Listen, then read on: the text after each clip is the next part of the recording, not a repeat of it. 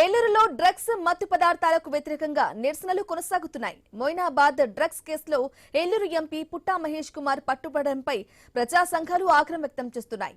కూటమి ప్రభుత్వం చిత్తశుద్ధిని నిరూపించుకోవాలని డిమాండ్ చేస్తున్నారు.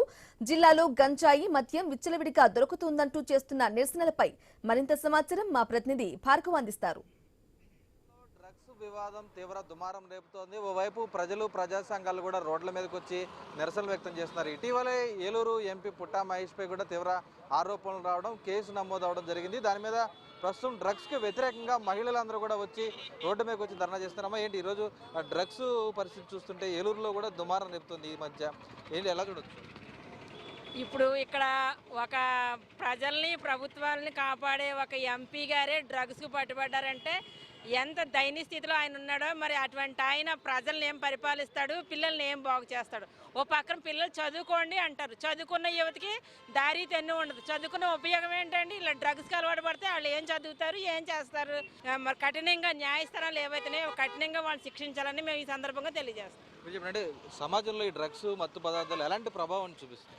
సమాజంలో యువత భవిష్యత్తుని నాశనం చేస్తుంది ఈ డ్రగ్స్ మత్తు పదార్థాలు అనేది. ఈ రోజున హై స్కూల్ పిల్లలకు కూడా దగ్గర చేసేలాగున్నాయి. చాక్లెట్ల రూపంలోని వాళ్ళకి అందుతున్నాయని స్కూల్ హెడ్ మాస్టర్లు కూడా బాధపడే పరిస్థితి ఈ రోజున మేము చూస్తున్నాము. మేము సర్వేలకు వెళ్ళిన సందర్భంగా అట్లాగే ఎంత చిన్న వయసులోనే వాళ్ళు డ్రగ్స్కి అలవాటు పడిపోతే రేపొద్దున్న వాళ్ళు సమాజానికి ఏమీ ఉపయోగపడతారు, అట్లాగే కుటుంబానికి ఏమి ఉపయోగపడతారు, వాళ్ళ జీవితాలు నాశనం అయ్యే ప్రమాదం ఉంది. కాబట్టి ఈ డ్రగ్స్ వలన ఈ డ్రగ్స్ని అరికట్టాలని చెప్పేసి మేము మహిళలుగా కోరుకుంటా ఉన్నాము.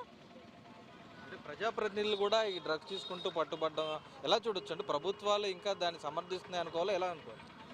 ఇప్పుడు ఈ రోజున ప్రభుత్వాలు కూడా వాటిని సమర్థించబట్టే కదా హై స్కూల్ దాకా వెళుతున్నాయి. అంటే వాళ్ళ హస్తం లేకుండా వెళ్ళవు.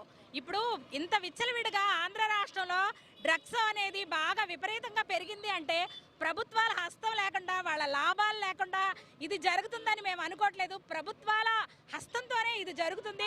కాబట్టి ముందు ప్రభుత్వాలపైనే కఠిన చర్యలు తీసుకోవాలి. యువతని డ్రగ్స్ జోలికి వెళ్లకుండా కాపాడాల్సిన బాధ్యత కూడా ప్రభుత్వానికి ఉందని చెప్పేసి ఈ సందర్భంగా మేము జంగారెడ్డిగూడెంలో కూడా స్కూల్ విద్యార్థులు గంజాయి సేవిస్తున్నట్టు పట్టుబడ్డారంటూ గతంలో తెలిసింది.